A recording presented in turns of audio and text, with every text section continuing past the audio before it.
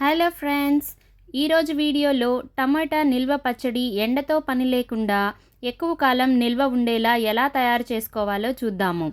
మనకు ఎప్పుడు కావాలనిపిస్తే అప్పుడు ఇన్స్టెంట్గా కూడా ఈ పచ్చడిని తయారు చేసుకోవచ్చు. ఒకసారి చేసి పెట్టుకుంటే 20 నుంచి 30 రోజుల వరకు తాజాగా ఉంటుంది. అలాగే మంచి రుచిగా కూడా ఉంటుంది. ఇక్కడ నేను 1/2 కేజీ టమాటాలు తీసుకున్నాను.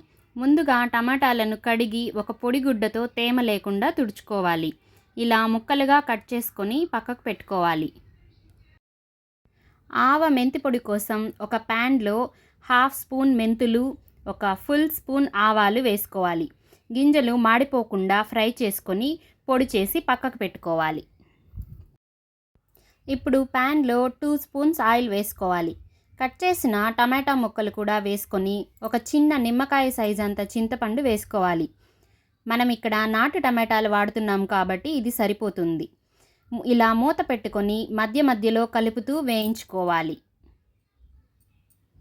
ఇలా టమాటా ముక్కలు గుజ్జులాగా అయ్యేంత వరకు వేయించుకోవాలి. ఇప్పుడు స్టవ్ ఆఫ్ చేసుకొని బాగా చల్లారనివ్వాలి.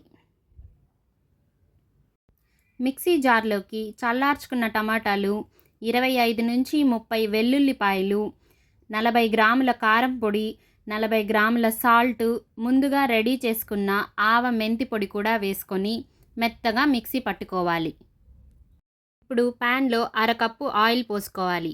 ఆయిల్ కాగాక 1 స్పూన్ పచ్చిశనగపప్పు, 1 స్పూన్ మినపప్పు, 1 స్పూన్ జీలకర్ర, కొద్దిగా పసుపు, 3 తుంపిన ఎండుమిరపకాయలు, 8 వెల్లుల్లిపాయలు, కొద్దిగా ఇంగువ కూడా వేసుకోవాలి. మిక్సీ పట్టుకున్న పచ్చడి కూడా వేసుకొని సిమ్లో 5 నుంచి 8 నిమిషాలు కలుపుతూ ఫ్రై చేసుకోవాలి. అంతే, మన టమాటా పికల్ రెడీ.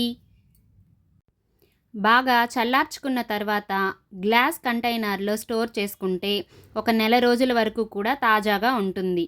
ఇలా ఎండతో పని లేకుండా ఇన్స్టెంట్గా టమాటా పచ్చడిని టేస్టీగా తయారు చేసుకోవచ్చు. తప్పకుండా మీరు ట్రై చేయండి.